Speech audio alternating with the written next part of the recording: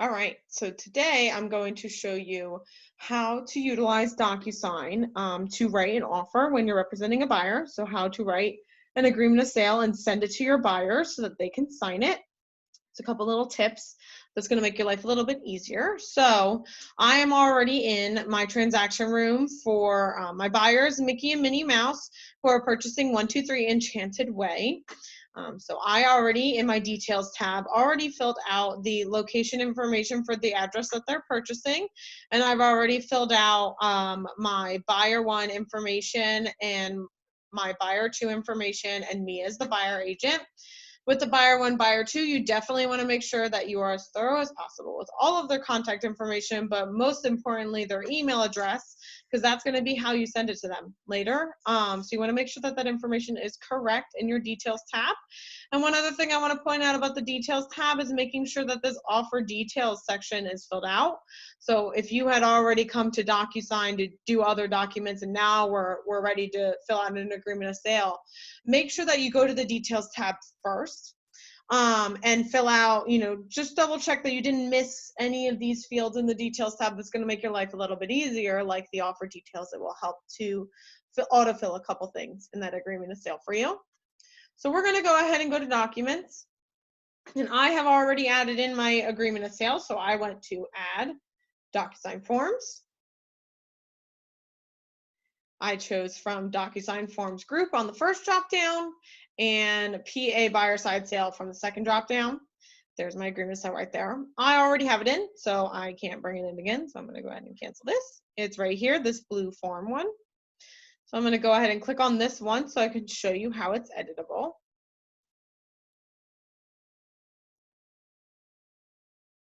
So I would first, in the Documents tab with my agreement of sale, click on it and fill out all of these text boxes in here. So all of this is editable. There's all the check boxes that you may need for various things, but this is where you're going to go ahead and fill out the form. At the very bottom, you will notice that there are no initial boxes or no signature boxes on here.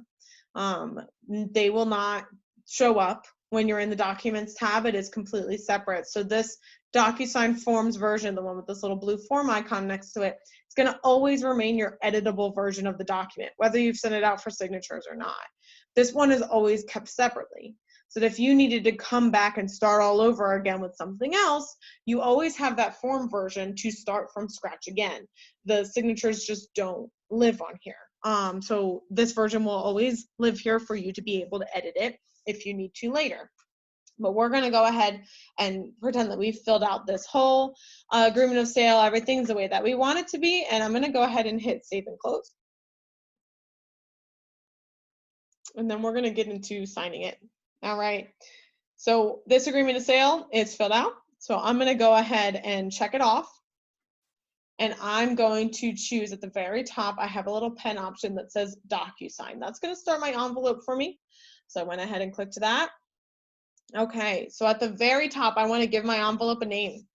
You definitely do not want to miss this step because it makes your life a little bit easier when you're going back later and trying to figure out like every envelope that you start. So every time that you select a document and hit that pen that says DocuSign and start an envelope, it saves that as a draft. If you send it, it saves it as an envelope that's, out waiting for others or that's been signed. All of those versions get saved. So if you start a bunch of these and then walk away and keep closing it out, but don't name any of them, they'll all be named Please DocuSign. Click through each one to try to figure out what forms are on there. It's a pain in the butt. So make sure you're thorough in what you're naming it. So I would just, name it what the document is, maybe the address I think with agreement of sales, that makes sense just in case we have multiple offers. Like maybe this one falls through and then we put an offer in on another home. If I put the address, I'll be able to tell which one's which. So I'm going to give the address, and I'm also going to give a date just because, if I start this today and in a couple days we need to make a change and then in a couple more days we have to make a change. If I have it dated, I'll be able to figure it out a little bit faster.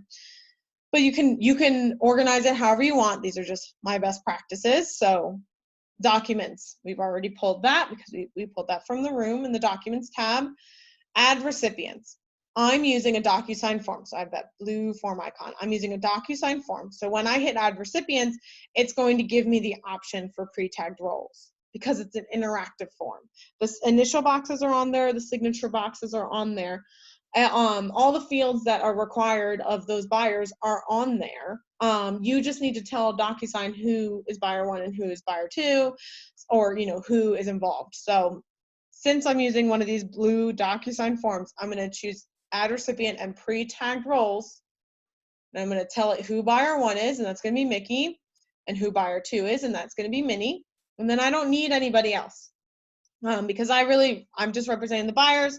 I want to focus on them first. I wrote my offer. I want them to sign off on it first before I move on to anybody else. So I'm going to get my ducks in a row with my buyers first, and then we can worry about sending it to the listing agent. So I'm going to hit add selected, just so I can get it off to those buyers first. Okay. And then at the bottom, message to all recipients is where I can write a message. Whatever I want my email to them to say when they get this document. All right, so we're going to hit next, and we're going to go to the very last step right before we send it out. This is where you're going to see all of your initial boxes and your signature boxes and everything that's assigned to your clients. Okay. Here's our agreement of sale. You'll notice that this is now no longer editable, this whole form. There's no text boxes. Those text boxes were in the Documents tab. If you missed a whole lot, go back to the Documents tab and start over. If you missed like one thing, you can add in a text box if you need to add in, one thing. Okay, so here's where we see the initial boxes for our buyers. And this document is more or less ready to go, that if you wanted to just hit send and send it off right now, you could. A word of advice is that the page, and it's page 7, let me move down here. Okay. The pages that have them electing and waiving inspections. These initial boxes, see how these are colored in, like a fully colored in yellow for Mickey's field and a fully colored in blue for Minnie's field, but this one is white with a yellow outline for Mickey's and white with a blue outline for Minnie. That means these are not required fields. These ones are required. These ones are not required. With DocuSign, and .loop was the same way, it jumps around the pages to all of the fields that are required. Fields that are not required, it's not going to draw their attention to it. It will be on the page and it will be marked as optional, but it would take extra work from you, or making sure that your clients are aware, maybe in your email, or maybe when you tell them that you're sending the offer, or maybe you call to follow up right after you email it, letting them know, hey, the initial box is on pages 7 and 8, and on the very last page on page 14, they are marked as optional. You have to select one to say whether you're electing or waiving. So you're going to choose either the elected side or the waived side through that page. So make sure you don't miss it. You can do that and you don't have to change anything. What most people will do is have a conversation ahead of time of, these are the inspections that we're electing and these are the inspections that we're waiving, and then you are going to make it so that the document expresses that to them and makes it so that you're going to mark certain fields as required and delete off the other option to make it so things don't get missed, to make it easier for them. So that's what I'm going to show you right now. I think it's going to save your sanity a little bit. So we're going to go through one by one. So let's say here's our home inspections. They're going to elect that one. So first I'm going to delete off the option that we don't need. So that's going to be waived. So my mouse is over here. I'm going to click down once and hold down my mouse. And I'm going to start dragging. And I'm going to get this little dotted line around it. And it's going to select everything within those dotted lines. I'm going to let go of my mouse, and it's going to show these blue outline around what I just selected, everything within that bubble. I can hit the delete key on my keyboard and get rid of it. This is the option we don't need. It's gone. Now, second step, I want to make sure that I am making the fields that they do need required, because otherwise they're still going to skip it, and this is going to all be for naught. So I am clicking down, I'm holding my mouse down, I'm dragging again for that little dotted line to select everything. I have these two boxes selected, and over on the right I get this option for required field. Right now it's unchecked. I want to check it, and now see how they're colored in. Now they are required.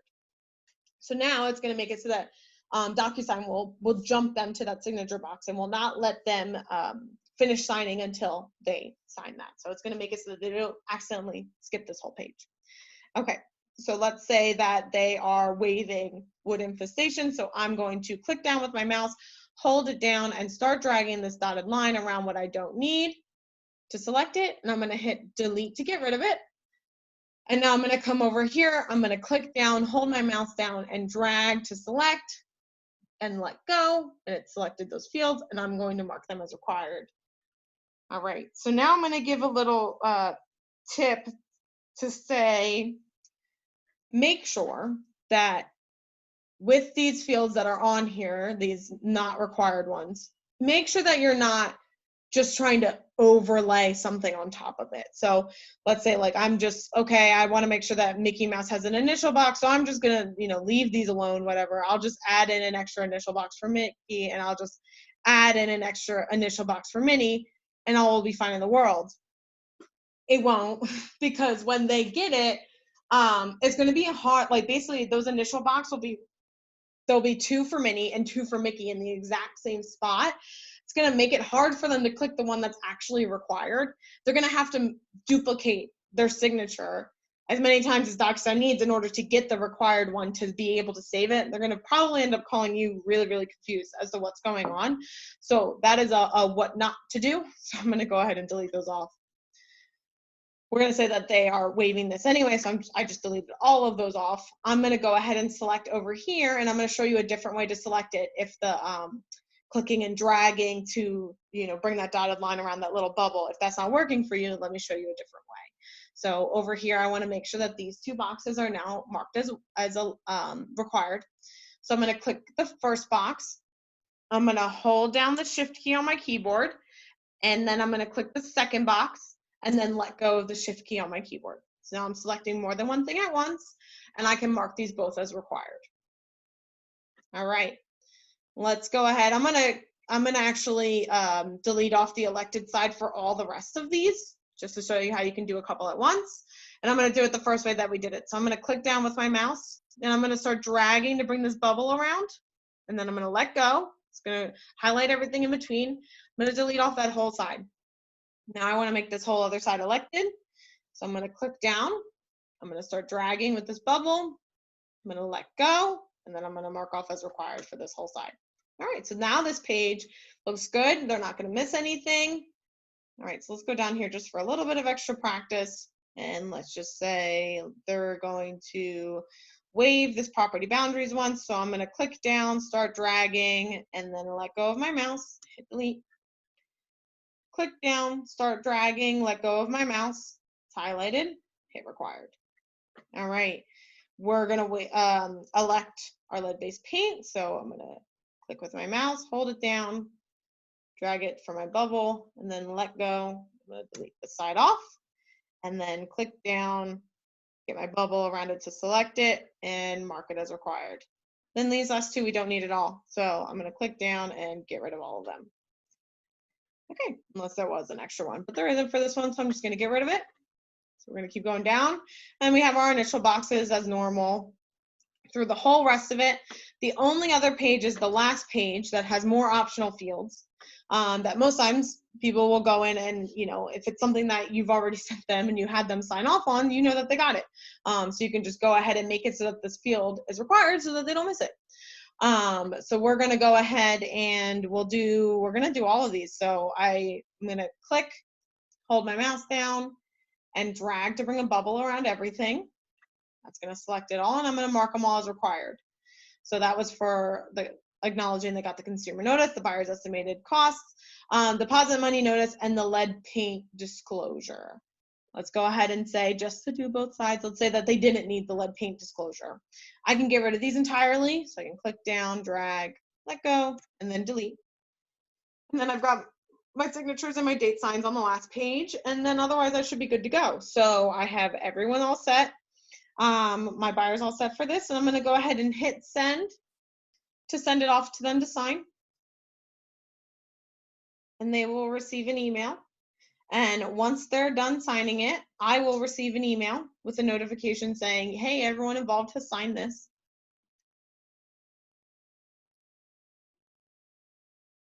Okay, and let's just now say, so now I'm in my envelopes tab, and let's see, I did a couple of these. Hold on. I think this was the most recent one. See, this is why you got to name them. Because otherwise you don't know which one's which. So it'll tell me that I'm waiting for others, that nobody signed it yet. I have an example one that I had already sent out for signatures, so I can show you what it looks like when everyone has signed it. So it'll have these little green check marks next to both when everyone has signed it. And once everyone has signed it, in the Documents tab, you're going to get a new version of that agreement of sale that's going to be marked as signed. So it'll be titled Standard Agreement for the Sale of Real Estate Signed, and then it'll also have this little green signed next to it. Let me click on it just so I can show you something. This document is now completely flat, so you can't go back. There's no text boxes on here. I can't go back and just easily edit something on here. If I needed to edit it, like, make a change, I need to change a date, I need to change a price, I need to change a deposit, I can take this version that's been signed, put it into an envelope, and add a strike through. There's another video about adding strike throughs and adding in additional text boxes and adding in initial boxes on that. But since it's a flat PDF, since it's not interactive, there will be no pre-tagged roles. You'll have to manually add in all of those fields.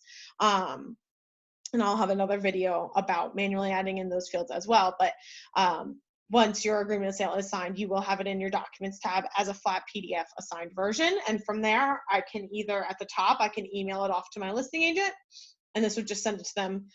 They get a link. It's like review documents, and then they're able to download it from there if they need to, or you can download it yourself by choosing the download option up top. I'll just download it to my computer. So I would download it to my computer, and then I can share it with the listing agent however I need. So I can just open up my Gmail and send it to them through a separate email if that was easier for me. All right, so I hope this helps going over your agreement of sale on the buy side. So writing your offer and getting it to your buyers and getting it signed. Have a great day.